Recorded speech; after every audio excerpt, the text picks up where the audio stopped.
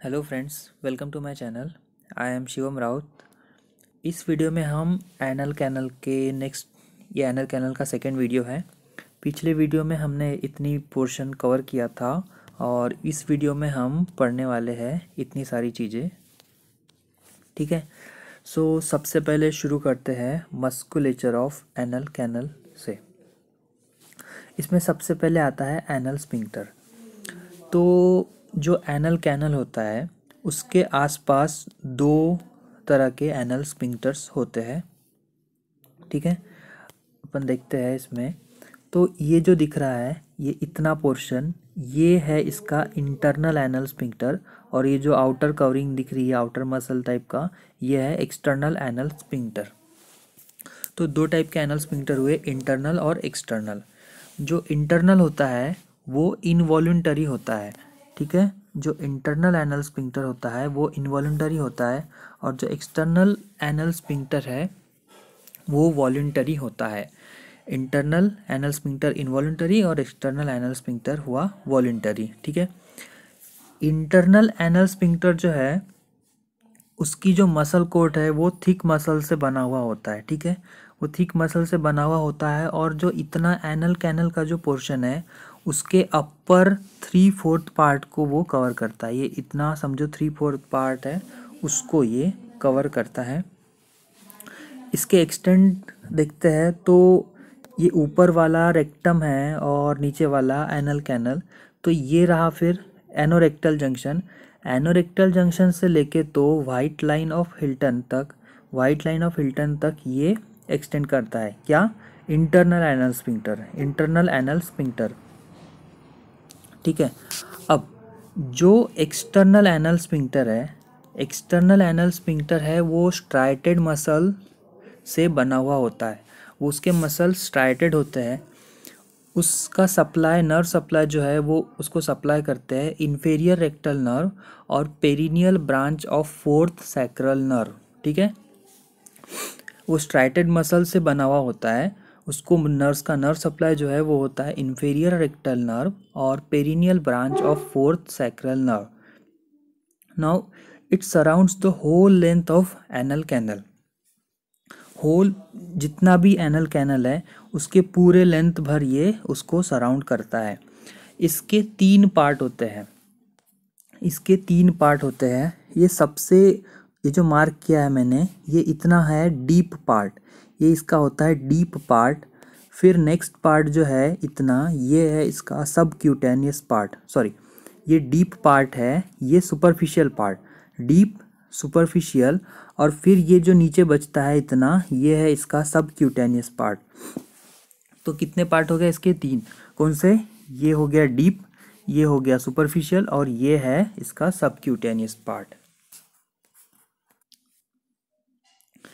Now जैसे इसमें तीन पार्ट तो है एक्सटर्नल एनल स्फिंक्टर के, लेकिन फिर भी ये as a single functional and anatomic unit ऐसे एक्ट करता है।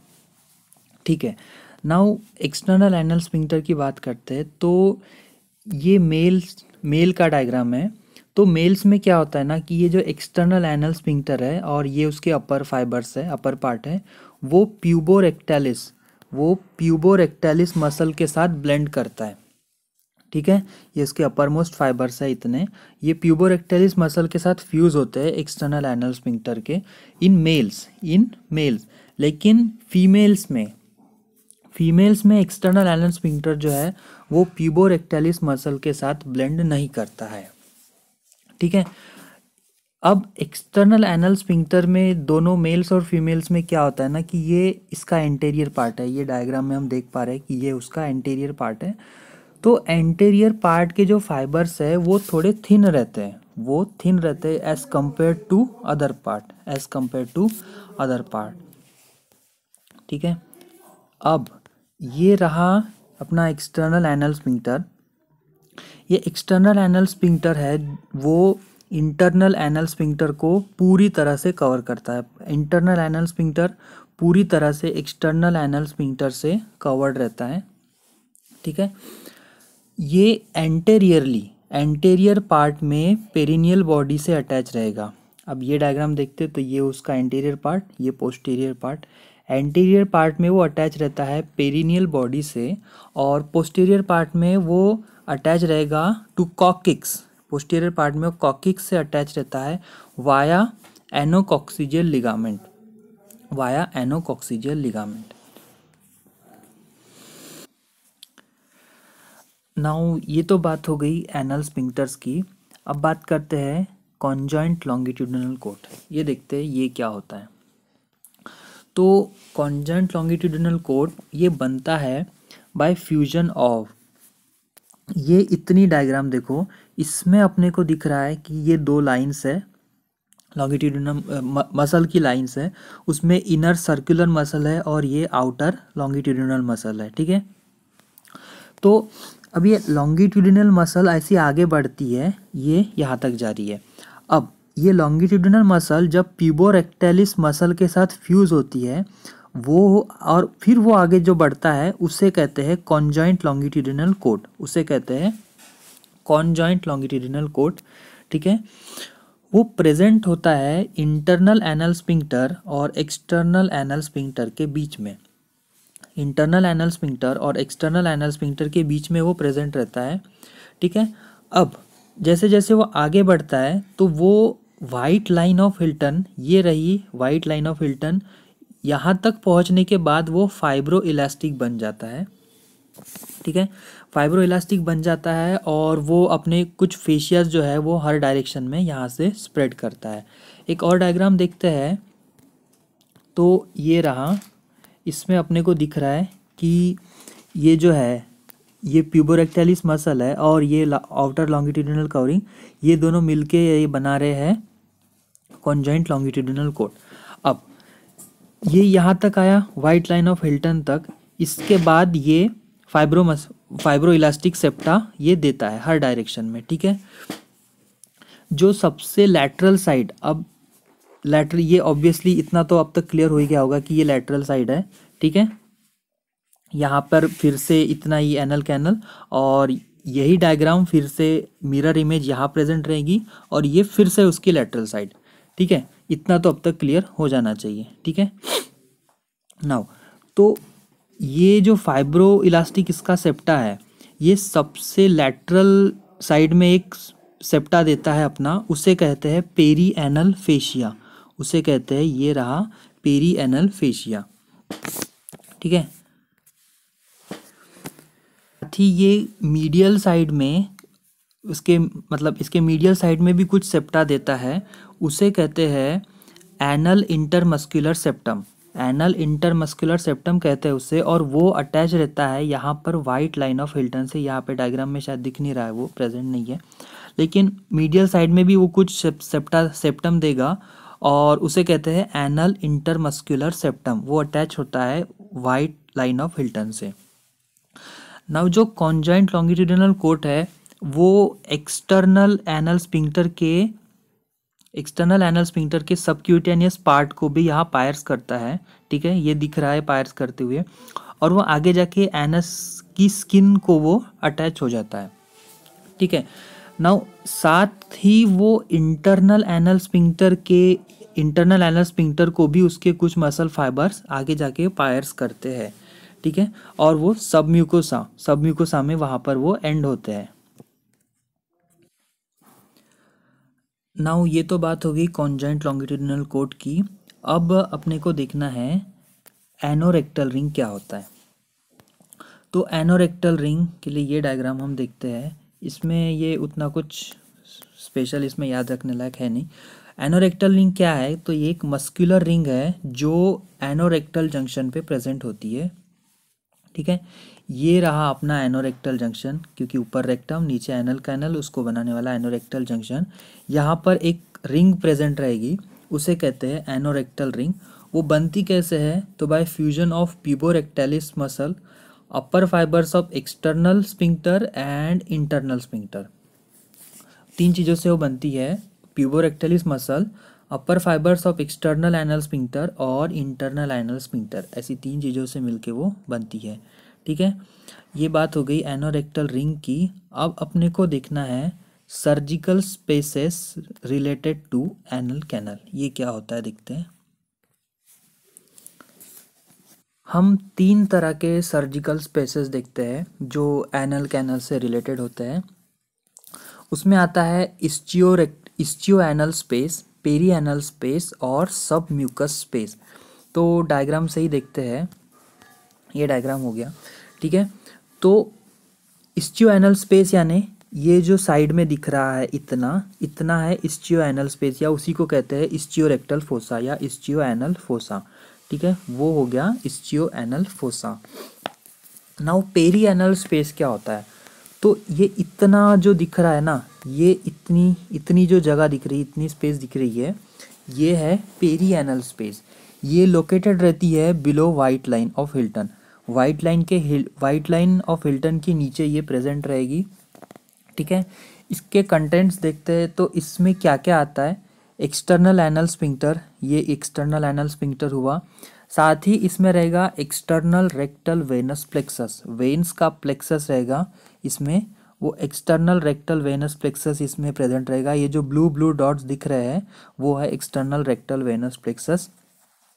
और साथ ही इसमें रहता है terminal branches of inferior rectal vessels, terminal branches of inferior rectal vessels इसमें प्रेजेंट रहते हैं, ठीक है। थर्ड स्पेस की हमने बात की थी, वो है सब म्यूकस स्पेस। सब म्यूकस स्पेस, तो सब म्यूकस स्पेस क्या होता है ना कि वो ये वाइट लाइन ऑफ हिल्टन के ऊपर ऊपर इतनी जो दिख रही है ये है सब म्यूकस स्पेस। ये इतना जो दिख रहा है ये है सब म्यूकस स्पेस। वो प्रेजेंट रहता है, ये म्यूकस मेम्ब्रेन है, ये इतना ये जो दिख रहा है म्यूकस मेम्ब्रेन, यही जब आगे नीचे आता है तो फिर भी वो म्यूकस मेम्ब्रेन ही कंटिन्यूस होता है। तो म्यूकस मेम्ब्रेन और इंटरनल एनल स्फिंक्टर के बीच का जो स्पेस है उसे कहते हैं सब म्यूकस स्पेस, ठीक है। उसमें प्रेजेंट रहते हैं internal rectal venous plexus, internal rectal venous plexus उसमें प्रेजेंट रहते हैं, ठीक है। ये जो ब्लू ब्लू डॉट्स इसमें भी दिख रहे हैं ये है इंटरनल रेक्टल वेनस प्लेक्सस, वो प्रेजेंट रहते हैं सब म्यूकस स्पेस में।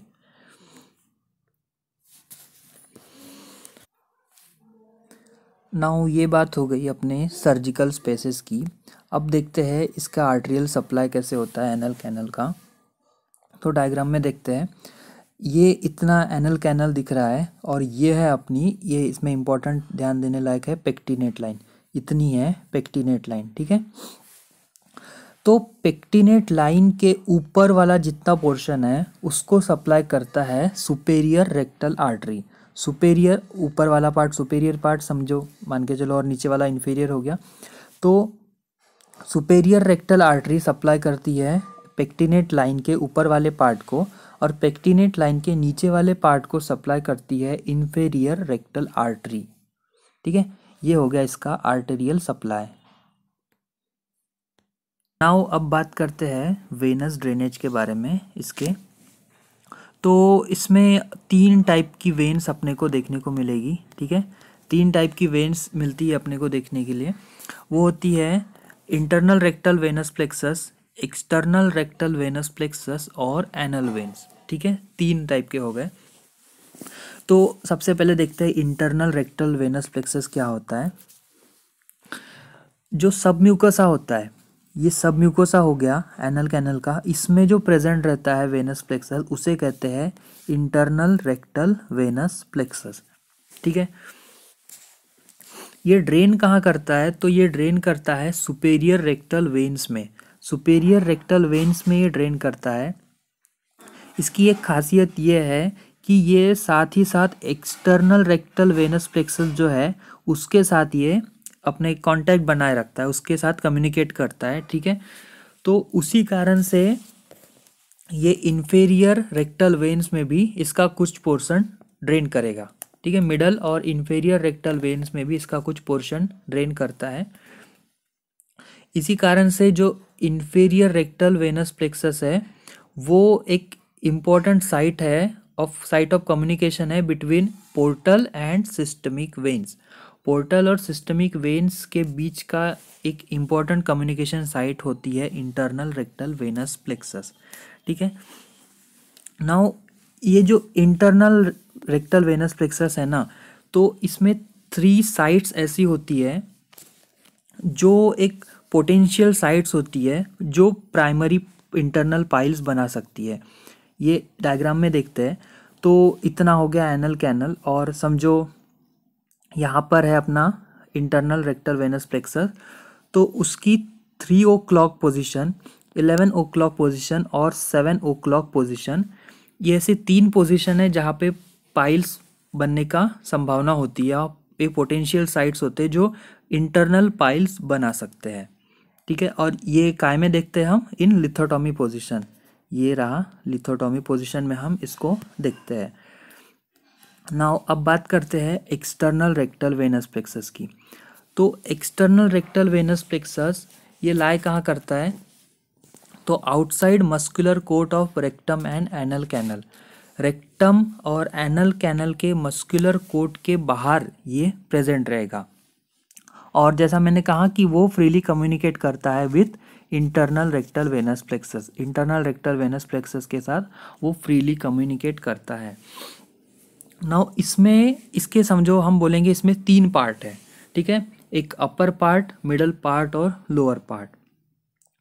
तो इसका अपर पार्ट जो है वो ड्रेन करता है सुपेरियर रेक्टल वेन में, मिडल पार्ट है वो ड्रेन करता है मिडल रेक्टल वेन में, और इन्फेरियर पार्ट जो है वो ड्रेन करता है इन्फेरियर रेक्टल वेन में। इसके 3 पार्ट हो गए, सुपेरियर, मिडल और इन्फेरियर, और वो उसके रिस्पेक्टिव रेक्टल वेन्स में ड्रेन करते हैं।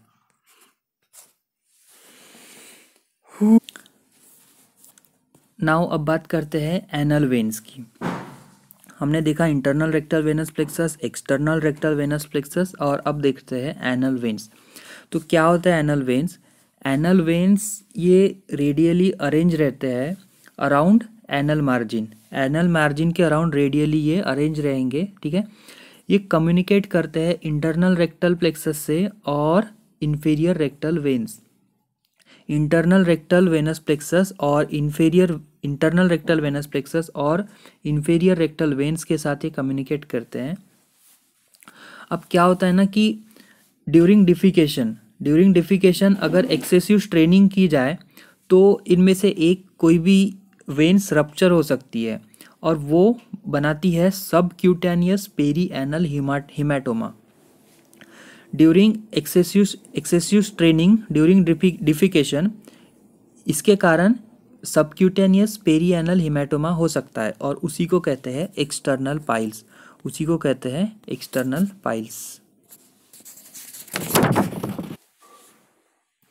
सो ये तो बात हो गई इसके वेनस ड्रेनेज की।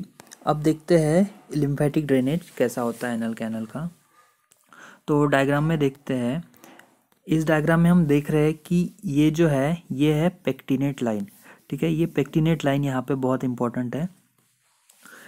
पेक्टिनेट लाइन के ऊपर का जो लिम्फ वेसल्स है, ऊपर के लिम्फ वेसल्स वो ड्रेन करते हैं इंटरनल इलियाक लिम्फ नोड्स में।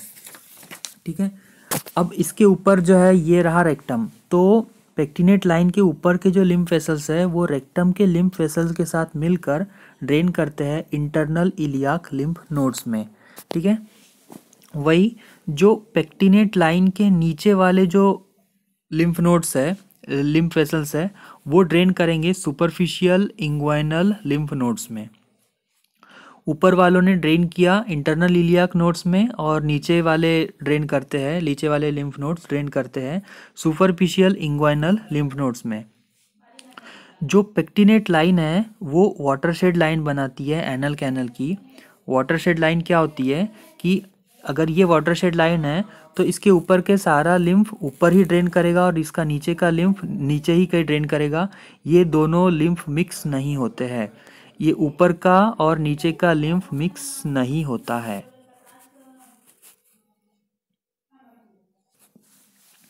ये बात हो गई लिम्फेटिक ड्रेनेज की।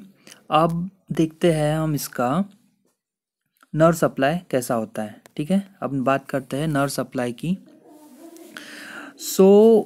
फिर से वही डायग्राम अपने को देखना पड़ेगा।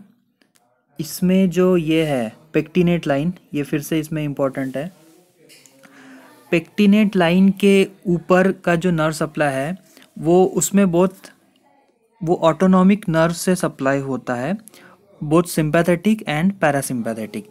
इसके ऊपर रहेगा autonomic nerves, both sympathetic and parasympathetic. Pain sensation इससे कैरी किया जाता है। ये हो गई बात पेक्टिनेट लाइन के ऊपर की। वही पेक्टिनेट लाइन के जो नीचे का जो पोर्शन है वो सप्लाई होता है सोमैटिक नर्व्स से, वो सप्लाई होता है सोमैटिक नर्व्स से। स्फिंक्टर है, इंटरनल स्फिंक्टर्स और एक्सटर्नल एनल स्फिंक्टर।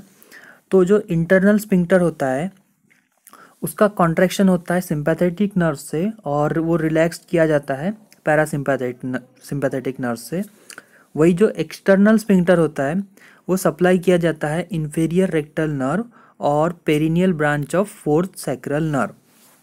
क्या देखे हमने कि जो इंटरनल स्फिंक्टर है वो सप्लाई होता है, वो उसको उसका जो कॉन्ट्रैक्शन है वो कराया जाता है सिंपैथेटिक नर्व से, और वही उसका रिलैक्सेशन है वो कराता है पैरासिम्पैथेटिक नर्व। वही जो एक्सटर्नल स्फिंक्टर है उसको सप्लाई करता है inferior rectal nerve and perineal branch of the fourth sacral nerve. So guys इसी के साथ अपना एनल कैनल कंप्लीट होता है। अगर आपको ये वीडियो पसंद आया तो इसे लाइक कीजिए और शेयर कीजिए और चैनल को सब्सक्राइब जरूर कर देना। Thank you.